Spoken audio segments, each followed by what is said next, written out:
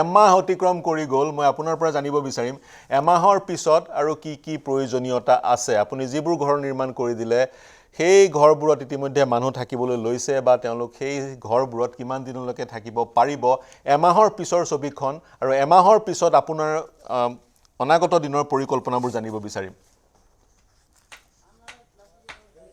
আচলতে এতিয়া যিখিনি ঘৰ হঠাৎ বনাব লগা হয় ইমাৰ্জেঞ্চি চিটুৱেশ্যন আছিলে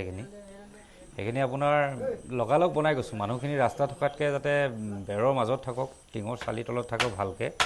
এইটো ঘৰ বুলি নকওঁ মানুহ থাকিবলৈ এটা আশ্ৰয়স্থল বনাইছোঁ হয় এতিয়া তেওঁলোকে লাহে লাহে নিজে কাম কৰিব লৈছে মানে ঘৰখনত যেতিয়া নিজৰ পৰিয়ালটো থৈ পেলাই মানে কাম কৰিব লৈছে মানে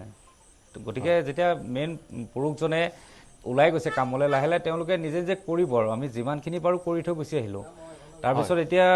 যেতিয়া সেইটো এটা পৰিস্থিতি ইমাৰ্জেঞ্চি চিটুৱেশ্যনত বনালোঁ এতিয়া স্থায়ী ঘৰ বনাব লৈছোঁ পকী ঘৰ এতিয়া মই য'ত বহি আছোঁ এখন পকী ঘৰ বনাই আছোঁ মানে হাফ ৱাল কৰিম তৰ্জা বেৰ দিম ধুনীয়াকৈ পাৰ্লিং চাৰ্লিং কাঠ চাঠ দিছোঁ ধুনীয়া ধুনীয়া ঘৰ বনাম তেতিয়া সেইটো বানপানী ওলাই যোৱাৰ পিছতে এখন গাঁও পাইছিলোঁ য'ত নেকি প্ৰেগনেণ্ট মহিলাও শ্মশানত থাকিব লগা হৈছিলে আপুনি সেই চিটুৱেশ্যনটো চাই থাকিবনে কাম কৰিবলৈ চাব এইটো এটা মানে কথা আছিলে মোৰ লগত এটা মানে এইটো এটা চেলেঞ্জিং বিষয় হৈ গৈছিলে সেইকাৰণে আচলতে ঘৰবিলাক ধাম ধুম বনাব লগা হ'ল এসপ্তাহতে আপোনাৰ 17খন ঘৰ সাজিব লগা হৈছিলে ঘৰ বুলি ক'লে মই কৈছোঁ যে ঘৰ বুলি ক'লে ভুল হ'ব এইটো এটা টিং দিয়া চালি দিছোঁ দুটা কোঠা বনাই দিছোঁ এখন বাৰাণ্ডা দিছোঁ ৰাস্তাৰ ফুটপাথত থকাতকৈ শ্মশানত থকাতকৈ তাতেতো থাকিলে অকণমান সুৰক্ষিত হ'ব আৰু বাকী গোটেইখিনি ব্যৱস্থা কৰি দিয়া হৈছে বিচনা ফেন লাইট গোটেইখিনি যিখিনি প্ৰয়োজনীয় সামগ্ৰীখিনি দিব লগা হৈছে তাৰপিছত আকৌ 12খন ঘৰ বনালোঁ তেনেকৈ প্ৰায় 29-30টামান ঘৰ বনালোঁ আশ্ৰয়স্থল এতিয়া খালি যিখিনি ঘৰ বনাইছোঁ ভালকৈ বনাইছোঁ আৰু এতিয়া এইটো প্ৰথমটো পকী ঘৰ বনাইছোঁ বানবিধ্বস্ত এতিয়া পকী ঘৰবোৰ বনাই আছে সেইবোৰ ক'ত বনাইছে কেনেকৈ বনাইছে পকী ঘৰ কিমান বনোৱাৰ পৰিকল্পনা পকী ঘৰটো বেছি পৰিকল্পনা কৰা নাই এইটো এটা বহুত এটা কথা আহি পৰে বহুত লেবাৰ প্ৰয়োজন হয় এতিয়া মই যিটো টিম লৈ আহিছোঁ মোৰ এইটো লগত থকা টিমটো পকা মিস্ত্ৰী কাঠৰ মিস্ত্ৰী সকলো লৈ আহিব লগা হৈছে এতিয়া এখন প্ৰথমতে আৰম্ভ কৰিছোঁ ইয়াত মানে এগৰাকী মাতৃ আছে আৰু এটা ল'ৰা আছে ল'ৰাটো হ'ল ক্লাছ 9ত পঢ়ি আছে তো মাতৃগৰাকীয়ে 2015 চনত তেওঁ স্বামীক হেৰুৱাইছিলে 2015 চনত স্বামীক হেৰুৱাওঁতে এটা দুখ হৈছিলে সেই তেতিয়াৰ পৰা সেই ল'ৰাটো 2015 আজি যদি ক্লাছ 9ত পঢ়ি আছে ল'ৰাটো তেতিয়া বয়সটো একেবাৰে কম আছিলে তেতিয়াৰ পৰা সেইগৰাকী মাতৃয়ে ল'ৰাটোৰ কাৰণে 1 পইচা 2 পইচা গোটাই এখন ঘৰত মানে বান্ধিছিলে মানে সেই ঘৰখন বানে উতৰাই লৈ গুচি গ'ল এতিয়া তেওঁলোকে গৃহহীন হৈ পেলাই বেলেগৰ ঘৰত আছিলে তেতিয়া যেতিয়া মই গম পালোঁ যে এই ঘৰখন বনাব লাগিব আৰু ঘৰখন ভালকৈ বনাব লাগিব এটা কাৰণে তাত পঢ়া জীৱন এটা আছে ক্লাছ 9ত পঢ়ি থকা ল'ৰাটোৰ ভৱিষ্যতৰ কথা আছে ই যাতে আৰু ভাল হওক ই যাতে সেই দুখত পৰি তাৰ পঢ়া জীৱনটো শেষ নহওক সেইকাৰণে পকী ঘৰ মানে এখন সাজিছোঁ তাৰপিছত যদি তেনেকুৱা চিটুৱেশ্যনত থকা পৰিয়াল যাৰ মানে পিতৃ নাই ইনকাম চ'ৰ্চ নাই ঘৰ ক'ৰপৰা বনাব এটা বাঁহৰ ঘৰটো তাত থাকিলে পঢ়াটো স্তব্ধ হৈ যাব সেইকাৰণে তেনেকৈ নেক্সট ফেজত তেনেকৈ চাই মানে বস্তুবিলাক বনাই যাব লাগিব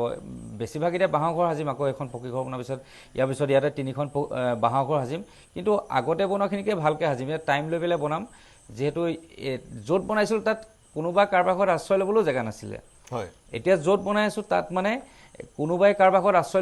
আশ্ৰয় দিবলৈ ঘৰ আছে চবৰে ঘৰ ভঙা নাই মানে ইয়াত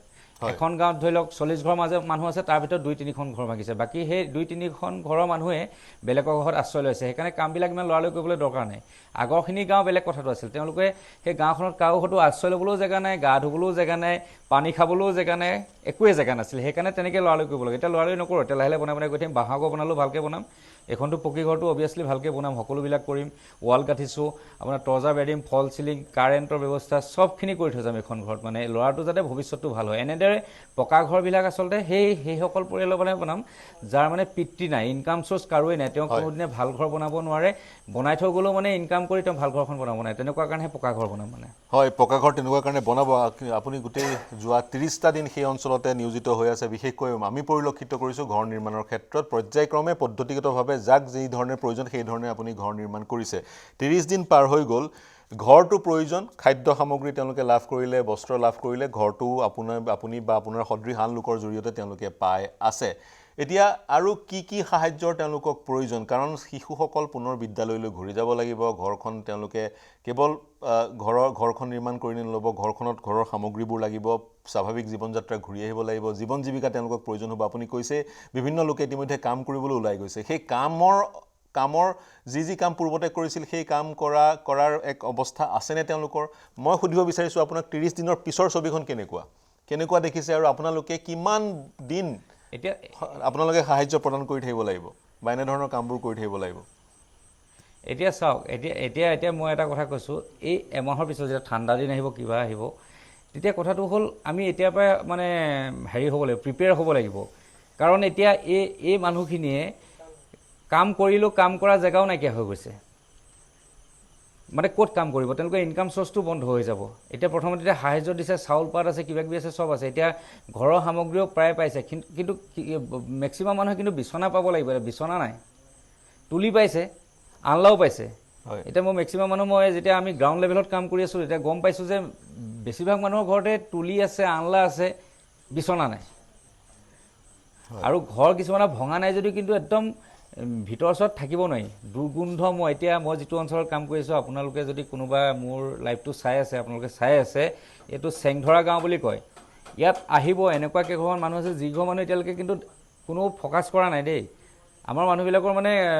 কথাটো কি যোনটো বস্তু মানে ফ'কাছ হয় ভাইৰেল হয় তালৈ বেছি দৌৰি থাকে নিজে এটা ইনভেষ্টিগেশ্যনো কৰিব লাগে ক'ত যাব লাগে সেইটো বস্তু ইনভেষ্টিগেশ্যন কৰিলে আপুনি ইয়াতো দেখিব বহুত মানুহ ঘৰ আছে যি নেকি ঘৰ ভঙা নাই যদিও ভিতৰত থাকিব নোৱাৰি ওচৰতে এহাল মানুহ আছে বয়সস্থ মানুহ তেওঁ বিচনাত শুই থাকে পেৰালাইচিছ টাইপৰ আৰু তেওঁ পত্নীয়ে মানুহজনক দাঙি ওলাই নিব লাগে গোটেই পাচাব পায়খানা কৰে ঘৰটোৰ ভিতৰত সোমাব নোৱাৰি দুৰ্গন্ধ এনেকুৱা মানে এটা কৰ্তব্যময় পৰিৱেশত আছে তেওঁলোকক কোনোবা সহায় কৰি দিবলৈও মানুহ নাই মানে সেইবিলাক ঘৰত সোমাব লাগে মানুহ শৌচাগাৰৰ কথাটো কওকচোন শৌচাগাৰ 2-3জন যুৱক আছে শৌচাগাৰ নিৰ্মাণ আপোনালোকৰ শৌচাগাৰটো এতিয়া শৌচাগাৰ বনাইছে শৌচাগাৰটো লাগে এতিয়া এইটো অঞ্চলত ইমান শৌচাগাৰ ভঙা নাই য'ত আছোঁ